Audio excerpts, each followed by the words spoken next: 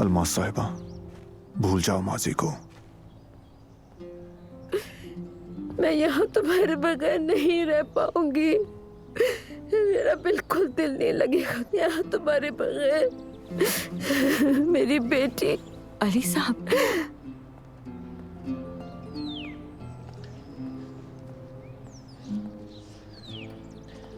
हफीजा, मुझे इससे कुछ बात करनी है।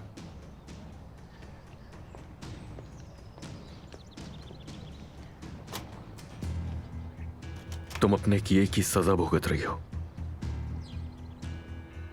हाँ, मगर इस सब की सजा हफीजा को नहीं मिलनी चाहिए। देखो, मैं तुम पर कोई तरस नहीं खा रहा हूं, लेकिन तुम्हारी मां की मेहनतों का कर्ज है मुझ पर। वो किसी तकलीफ की मुस्तहिक नहीं है, तो इसीलिए ये मौका उनकी वजह से दिया जा रहा है तुम्हें। ये तुम्हारे पास बिल्कुल आखिरी मौका है अलमास। यानी कि मैं... याद रखना, ना मेरा घर और ना ही मेरे ऑफिस में तुम्हारे लिए कोई जगह, और मेरे घर के किसी फर्द को तकलीफ नहीं होनी चाहिए, वरना ख्याल नहीं करूंगा तुम्हारी माँ का भी। यानी आपने माफ कर दिया मुझे? खुदा शायद माफ कर दे तुम्हें, लेकिन मैं माफ नहीं कर सकता, क्योंकि इस गद्दारी के लिए कोई माफी नहीं है। मत रखना कोई उम्मीद अब।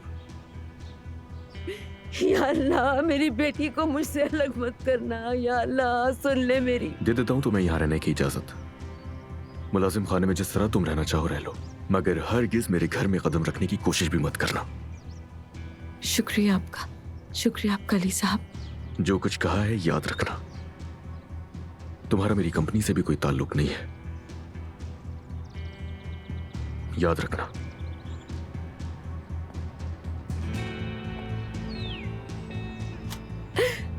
बहुत शुक्रिया अली साहब। अल्लाह आपसे हफीजा, राजी हो, आपको बस ठीक बहुत है, खुश ठीक है। रखे। बहुत शुक्रिया। बस ठीक है। अच्छा मेरी बच्ची।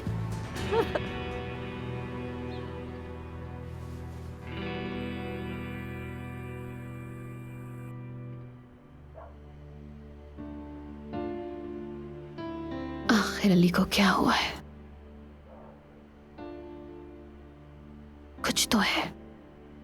तुमने बगैर किसी से पूछे ये अच्छा नहीं किया नाज़ान। अरे इसमें मसला क्या है? ये हमारे लिए यादगार होगा और इसमें किसी का क्या नुकसान है? फ्रंट पेज पर आएंगे हम, फ्रंट पेज पर। जैसे मैं तस्वीर के लिए बहुत तड़प रही हूँ। किसकी तस्वीर अम्मी? क्या हुआ है? नाज़ान की बेवकूफियां हैं सारी, इसी से पूछ लो। ये मोहब्बत बदुआ बन गई है